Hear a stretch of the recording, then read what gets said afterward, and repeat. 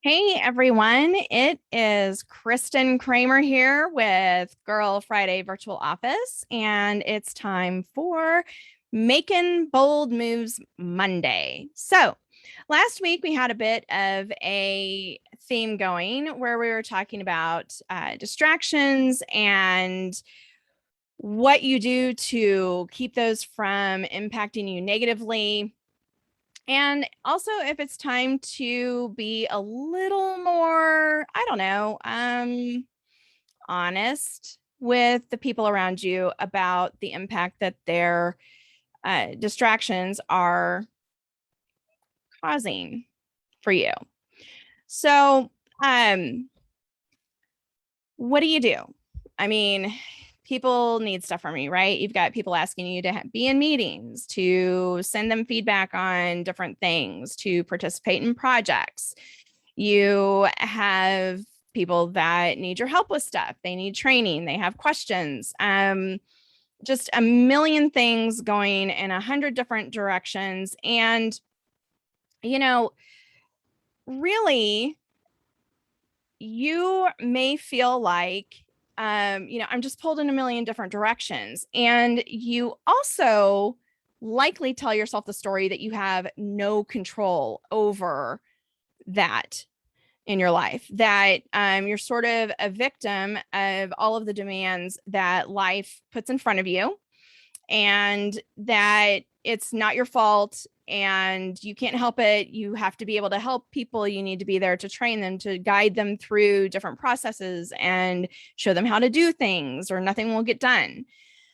But the fact is, you are very much in control of that.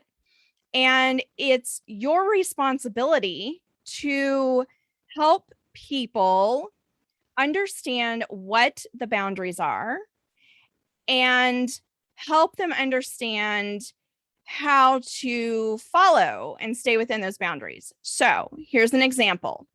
I recently talked to a client, and he's really struggling in his business. He's pulled in a million different ways. I so feel his stress and anxiety and just the chaos. Okay.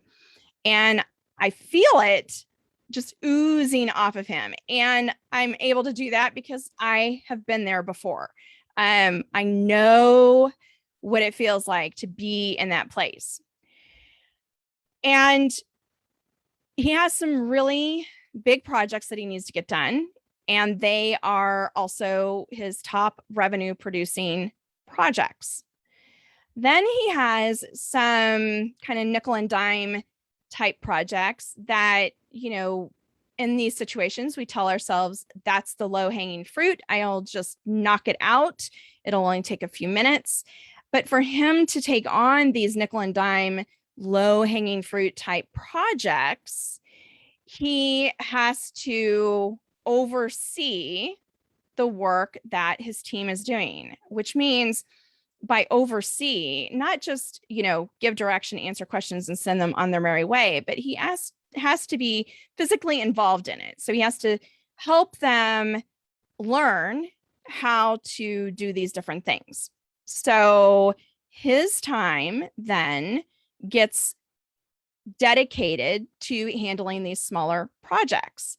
Now, some of you may be like, that's a no-brainer, people, right? Like, it's a no-brainer. Where should he be spending his time? On the high dollar revenue producing items, right? Those projects should take top priority, and this other stuff can wait, and it can, take a sidebar until he can get to it.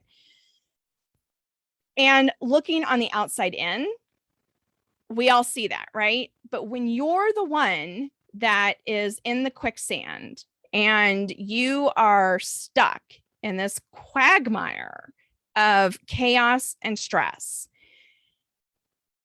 you don't necessarily see that. And of course, the first thing you'll say is, it's not that easy. And again, I speak from experience, and all of you that have helped me with my business over the years and, tried to help me maneuver through some of these challenges, that this is the case, that the answer is always, it's not that simple.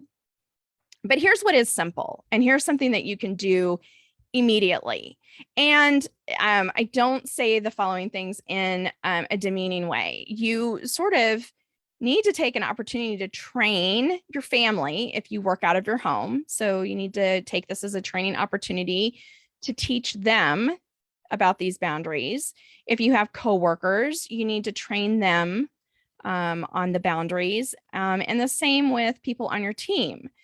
So I'm working on some fun ways for you to do this that you'll be able to download and, print off on your end, if you want to do that. But what you need is a way to communicate to people that you are focused and concentrating on a project and that you really cannot be interrupted. And everybody feels like their question, their need, their situation is urgent and that it requires your immediate attention. As a business owner or as a leader, you have to be able to determine if that's truly the case. So, one of the things that I used to do when my daughter was very young, and I've sort of gotten back to doing this again because, she's gotten out of the habit of not interrupting. And it's not her fault, it's mine because I became lax with my boundaries, especially after what we all experienced last year and coming into this year. So whenever an interruption would come to me, I would say, is somebody bleeding out in our living room? Did you lop off a limb? And you require, I need to call 911. And the answer is going to be no. If it's not, you've got another problem beyond a distraction. That's not a distraction. That's like a true medical emergency. And you need to, drop your shit and take care of it. Dial 911. But in my example, the answer is no. The other question I would say, okay, are, one of the pets, injured in a, significant way? We need to take them to the emergency vet. No, would be the answer. Is the house burning down, right? Like you left something on the stove, the house is burning down now. No. All right. So if the answer to all three of those questions, and they are extreme for a reason, is no, then my answer is you don't need to be in this office right now. So that sounds harsh and it sounds really bitchy, but it's true. And sometimes you have to help people put things into perspective. And I'm not saying that you have to be an asshole about it, but I do think you need to be clear. And so your questions might be, is this really an emergency? Like, do I need to be out there and handle something like right now? The wheels are falling off the cart. Everything's going to hell in a handbasket. More often than not, the answer is no.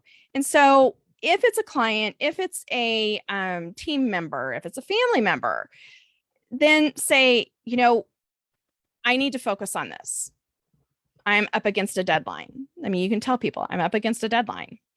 And I will help you with that as soon as I finish what I'm doing here.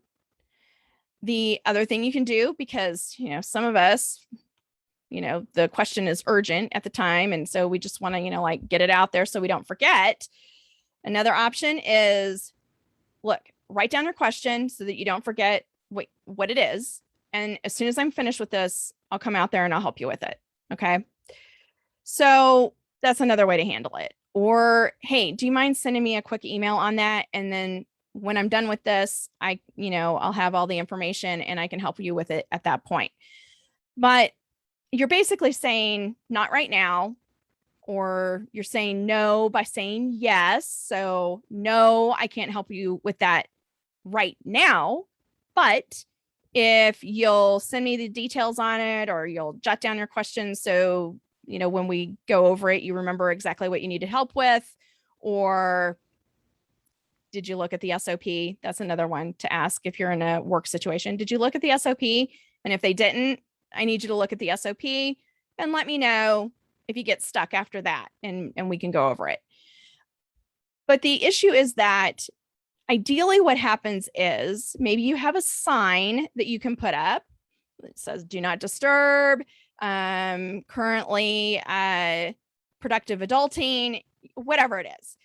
And when they see that sign up, they understand that you cannot be interrupted. I mean, if you were at a traditional job in a traditional work setting, your family, friends, coworkers, if you were meeting with your boss or a client or somebody else, would not just randomly bust into your office or conference room to ask you some random question.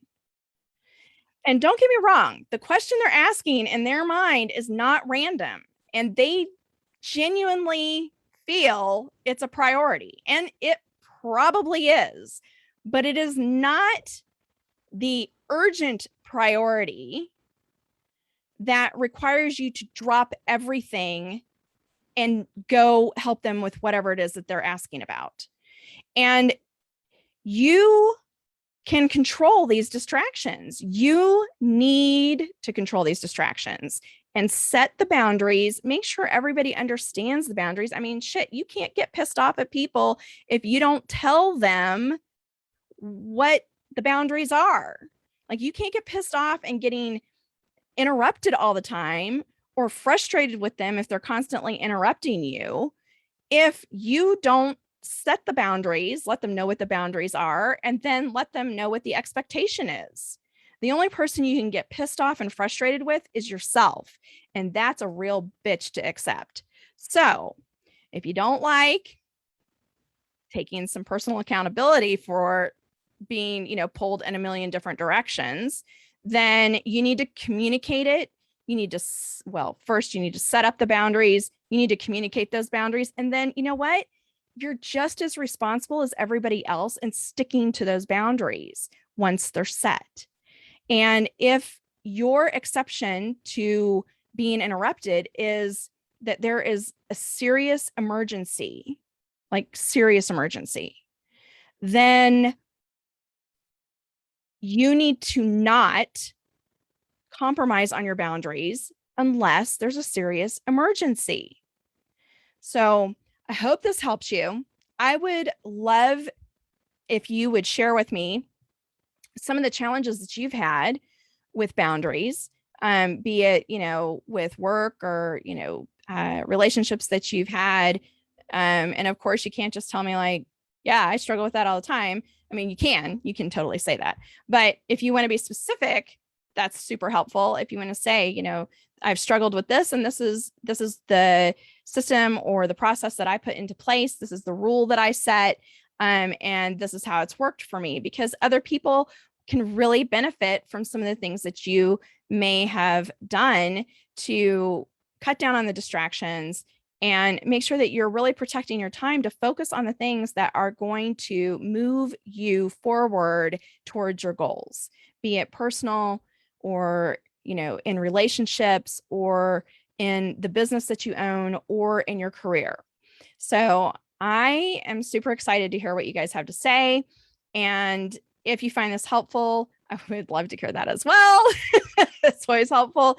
And then I will have some fun downloads for you guys as well, if you want to download them and print them off. And like I said, you can put up a sign, even if it just says do not disturb. Set a timer for yourself. And then of course, with that, you got to make sure that, you come up for air every once in a while. But, try that technique and see if it works for you. If nothing else, then have solid blocks of time where people just cannot interrupt you. So today, your Making Bold Moves Monday challenge is to think about the distractions that you're allowing, how you can reduce or eliminate them, and implementing some action to make that happen.